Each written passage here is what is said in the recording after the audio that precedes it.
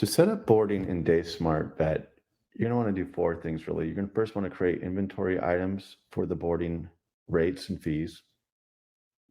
You're probably going to want to set up a letter template for the check-in form or consent form.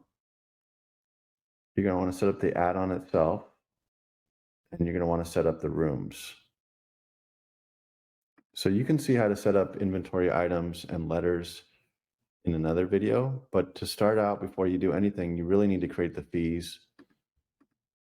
And you would go to the green shortcut and go to new inventory item. Most likely you would just have a daily rate, set up some sort of amount for that, and then assign that to a boarding category, something in there, and then save that. So you'll probably want to set up several fees first.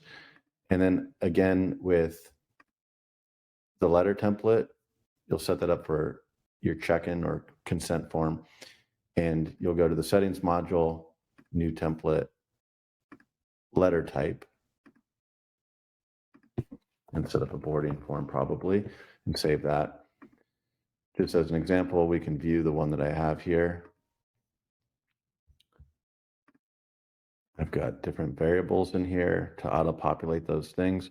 And then I have some questions that I might ask when they check in. So let's go to the settings module and check out the add-ons tab where we'll set up the actual add-on. That's alphabetical, so boarding's in that list, and usually it's enabled. If it's not, you can just click the green plus on the right there. I'm going to click the gear icon here and click edit and set up these parameters. The first thing we want to consider is the fact that in the software, we can think of the charging like a typical hotel room where it's going to charge overnight. So let's say we check in at a certain time, there's an overnight, and they check out at a certain time. Now you can just do a day rate and consider that, but this is the typical logic. So let's say I want them to check in as early as 8 a.m. and they can check out 9 a.m. the next day, or you can set that however you wish. So they check in at noon, but no earlier than noon, and they check out at 9 a.m. the next day. And then here, this is optional. This is where you would select your actual form that you want as your default for when they check in. That's coming from the letter that I created. And then in here, I set up the type of reminder I want to send out. Email or SMS is nice, usually 1 or 2 days before the actual reservation. And I'm just going to click save there. Okay, now the next thing I want to do is actually create the rooms. So in my settings module, on the configuration tab, I'm going to go down to new room here. I could go later and view and edit the rooms here. I'm just going to create some new ones now. And if I click on type, you'll see 2 types of rooms. These rooms here are relegated for your normal appointments on a schedule. So if you want to assign a patient to exam room 1, exam room 2, surgery, and so forth, I'm going to focus on boarding for this. I can create general or specific types. So I'm going to make a kennel and just call that some kind of convention there, kennel number 1. Then the guest is the max capacity. So usually you wouldn't mix dogs and cats or dogs from different families necessarily. But let's say you have dogs that get along with each other from the same family, and this kennel is larger. I can say I can book up to 3 in there before it maxes out. So I can actually create reservations up to 3 just for this one kennel. And then I want to choose my actual rate. So I'm going to search for an item that I've already created in my inventory. So usually it's under the name boarding. I have a few to choose from here. I'm just going to use my daily rate as my default. And there will be a way to change the rate for the room, but I need to set a default rate first. I can put a description, and I also can use this parameter, which I'll explain in a bit.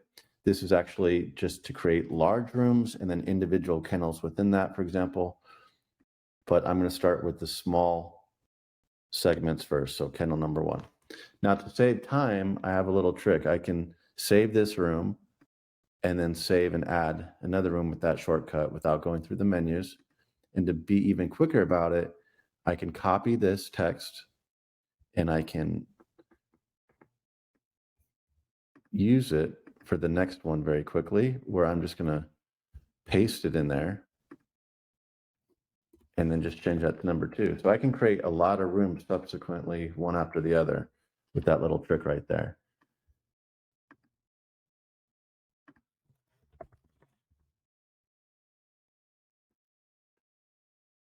Okay, so let's say I've created multiple kennels, multiple cages, and so forth.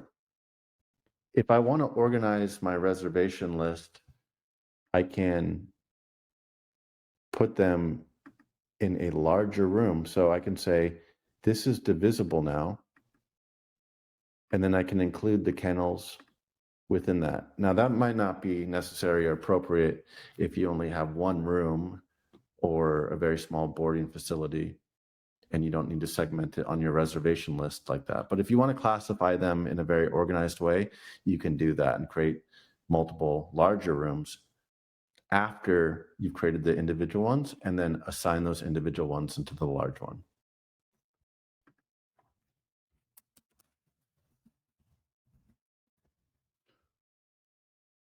This is, you can just leave this one. You're never really going to book probably anyone into the actual main room.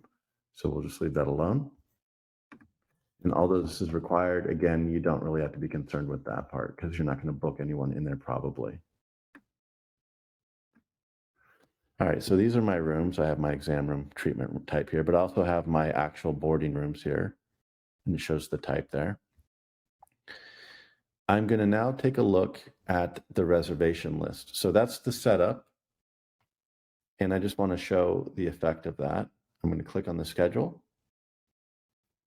I'm going to click on boarding over here and view the reservation board.